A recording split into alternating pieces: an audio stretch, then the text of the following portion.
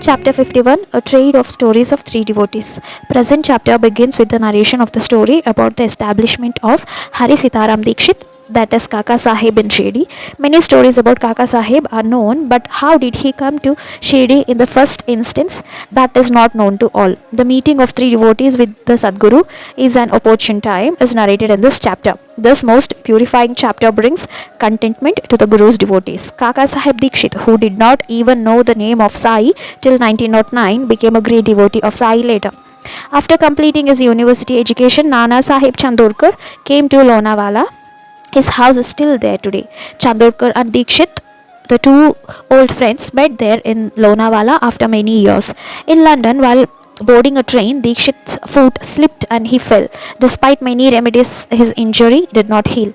During this course of their conversation, Nana Sahib suggested to Kaka Sahib to go and take the darshan of his guru Sai Baba, and also narrated in detail about Sai's glory. I draw to me my man from even across the seven seas, like a sparrow with a string fastened to its feet. This is Baba's usual assurance. Dikshit told Chandorkar, I will take Baba's darshan. Why talk about the pain in my leg when the whole body is perishable? I do not even bother about the pain in my leg. I will go for your Guru's darshan for the bliss of attaining liberation. I have no wish for small pleasures. I will not plead for them. I will become a servitor of your Guru only to attain Brahman. Instead of getting relief from my lame leg, I would pray that my fickle mind is brought around. However attentive I may be, and then also my mind escapes. Therefore, Nana, wholeheartedly, I will take your Guru's darshan. Kaka Sahib came to Nagar during the election of the Legislative Assembly to canvass for votes for him.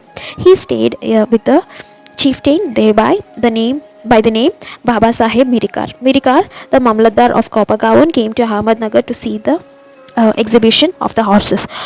After the work of the election was over, Mirikar, his son, and many of them came over to go to Shirdi with him. Who would come to Shirdi with me? That was his dilemma. Madhavrao and Shama themselves came to Nagar. Man thinks about a plan and God plans something else. Then mother-in-law of Madhavrao was severely ill, so his father-in-law telegraphed to call him to Nagar with his wife. In accordance with that, obtaining Baba's permission, Madhavrao with his wife went to Chitala station. There they boarded the train at 3 o'clock and reached Nagar. At the same time, Nana Sahib and Anna Sahib Gadre both came there in connection with the exhibition of horses. When they saw Madhavrao, they thought, look at this, Madhavrao, the Sevakari of Vittoba temple is here from Shirdi. Who can be better than him to take Dikshit to Shirdi? After that, they said to him, go to Mirika's house and meet Dikshit there. They said that he was their close friend who was eager to visit Shirdi. When Madhavrao went to his in-laws' house, he found that his mother-in-law was better. After taking a little rest, he went to meet Dikshit. That was their first meeting. Before leaving for Shirdi by the 10 o'clock train, Madhavrao showed Mirikar a portrait of Sai Baba and told him how it was made and worshipped by Megha with the conviction that Baba was the three-eyed Shankar incarnated. It was as if the portrait was waiting for Dikshit to come to Shirdi with him. When they reached the station, they saw that the train compartments were crowded with passengers. While they were thinking of going back, Dikshit saw the guard of the train with whom he had an acquaintance. He made arrangements for them to travel by the first class. Nana Sahib Chandorkar met them unexpectedly at Kopagaon station. After bathing in the Godavari, they reached Shirdi by Tonga. As soon as they took Sai's darshan, Baba said to Dikshit, I too was waiting for you. I sent Shama to meet you in Nagar. Hearing these words, Kaka said, today my eyes have served their purpose, and he embraced Sai's feet. Later, he built a house in Shirdi. Sai assured Kaka, at the time of death, I will take you in a plane.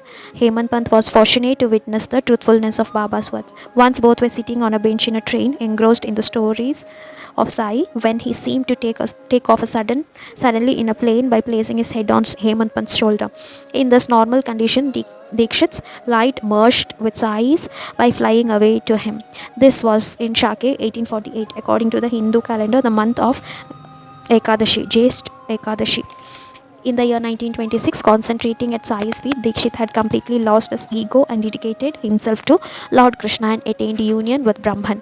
To be free from the obligation of Sadguru is million times impossible even to dream.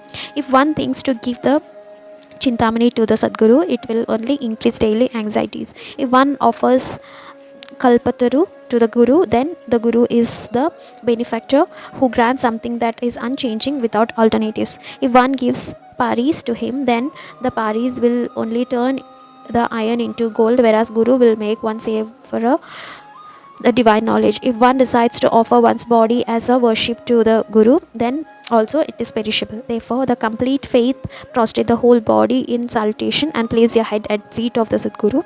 Constant remembrance of Guru's obligation is the ornament of the disciple. Sai himself plays the part of the characters for the welfare of his devotees and teaches them spirituality. Once on the bank of the Godavari in the famous town of Rajamudri, Sri Vasudevanand Saraswati came over. His fame was reverberated even to the nether regions of the earth. Hearing about his arrival, a famous advocate of Nanded by the name Pundalik Rao and the other credulous people decided to go for his darshan. According to the group came to the banks of the Godavari early morning for the darshan of the Swami. In the natural course of their conversation, Sai's name was mentioned. When he heard Sai's name, Swami folded his hands and made a salutation to Sai. Picking up a coconut from there, he gave it to Pundalik Rao and said, "Whenever you go to Shirdi, bowing down at the lotus feet of my brother, offer this coconut to him. Request him to have mercy and grace towards this humble one. Do not forget me. Let your love for me grow continuously." Pundalik Rao accepted the instructions of Sri Vasudevanand Saraswati and the group returned. Later, 4 months after this incident, with his 4 friends, Pundalik Rao came to Shirdi for Sai's darshan. They got off at Manmad. The departure of the train to Kopargaon was delayed. Therefore, they went to a nearby stream. Someone brought a small bundle of chivda. The chivda was very spicy. One of them suggested they break the coconut that they were carrying and mix it with chivdas. So they broke the coconut that was given to them by Sri Vasudevanand to offer to Baba and ate the chivda and drank water. Later, all of them reached Shirdi. On the way, when Pundalik Rao remembered that particular coconut, his whole body started perspiring. He had earned the curse of Swami. It would be a shame to tell the truth to Sai, but Sai is omniscient. How could he lie?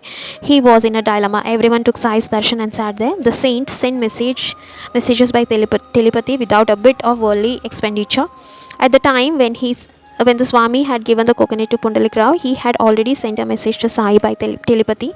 Therefore, when Pundalik Rao took Baba's darshan, Baba said, "Bring me that article that you have brought from my brother." Then Pundalik Rao narrated the whole story and decided to bring another coconut. He begged for forgiveness for the treachery and sin he had committed.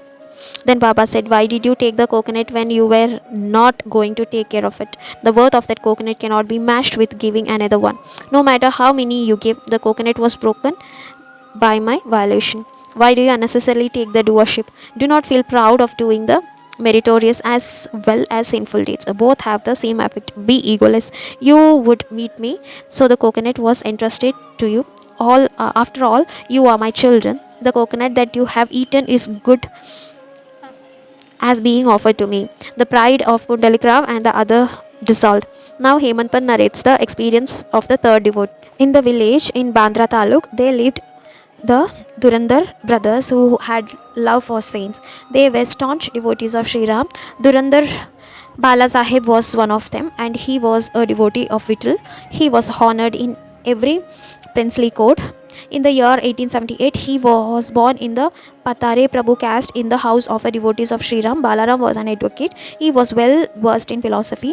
He was well known as a learned man and a great devotee of Panduranga. He had served his community well. He had written an account of his community. Later, attaining spirituality, he became proficient in the granths such as Bhagavad Gita and Dhyaneshwari.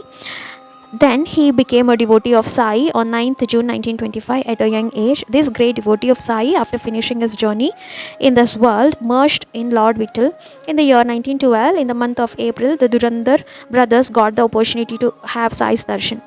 Today, several people from my darbar are going to come here, Sai predicted in front of everyone present there. Before the arrival of Balaram to Shirdi, how did Baba come to know of our inner voice? This was of great surprise to Durandar brothers. Therefore, Baba said to them, "Remember that we know each other since the last 60 generation."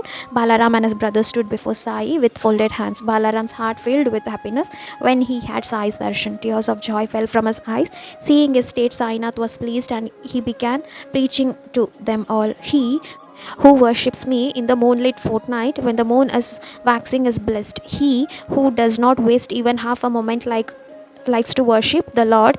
See, Hari gives him perpetual happiness and enables him to cross the other shore." The garland of the words of Sai was worn by all the obeisants. Later in the afternoon, all of them went to Baba's darshan.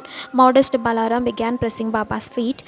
Baba extended the chillam to him and made a sign to him to smoke it. Considering the chillam as prasad, though he was not in the habit of smoking it, Balaram took a few puff with difficulty and handed it back to Baba. From that day, his asthma got cured.